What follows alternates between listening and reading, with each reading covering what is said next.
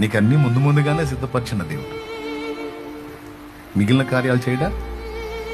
కాబట్టి అవిశ్వాసులైన వారు, అన్యజనులైన వారు వీటి గురించి విచారిస్తారు గాని, మీరు నా పిల్లలు గనక, వాస్తవం మీకు తెలుసు గనక, మీ జీవితాలు నా చేతుల్లో ఉన్నాయి గనక, నా సురక్షితమైన రెక్కల నీడలో మీరు ఉన్నారు గనక భయపడవద్దు,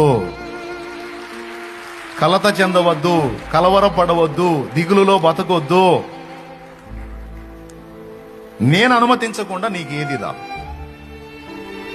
నా సెలవు లేకుండా నీకేది కాదు. నీకేదన్నా అనుమతించబడింది అంటే అది నీకు అవసరం, అంతే. నేను అనుమతించాను, అంతే. అనుమతించిన నేనే తగిన కాలం ముందు తీసేస్తాను.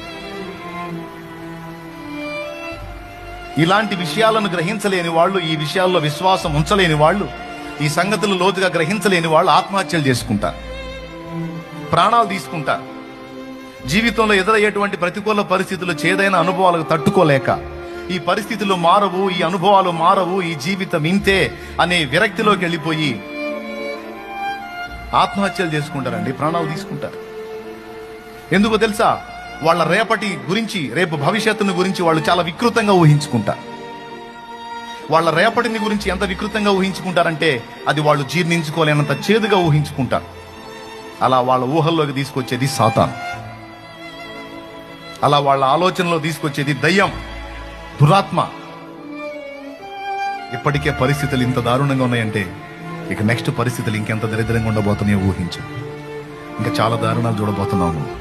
ఇప్పటికే చాలా అవమానాలు పొందావు, ఇంకా పొందబోతున్నావు. ఈ పరిస్థితులు మారవు, ఈ పరిస్థితులు మారవు, ఈ పరిస్థితులు మారవు. నిన్నెవరు అర్థం చేసుకోరు, నిన్నెవరు ప్రేమించరు, నిన్నెవరు పట్టించుకోరు. నీ జీవితం అంధకారమయం. ఈ దరిద్రం, ఈ బాధ, ఇవన్నీ అనుభవించడం కంటే ఒక్కసారి కళ్ళు మూసుకొని 5 నిమిషాలు కళ్ళు మూసుకున్నావంటే అయిపోద్ది. నా మాట విను. చచ్చిపో, చచ్చిపో, చచ్చిపో, చచ్చిపో, చచ్చిపో, చావు, చచ్చిపో, చచ్చిపో. 5 నిమిషాలు కళ్ళు మూసుకో. 5 నిమిషాలు చాలు, 5 నిమిషాలు చాలు.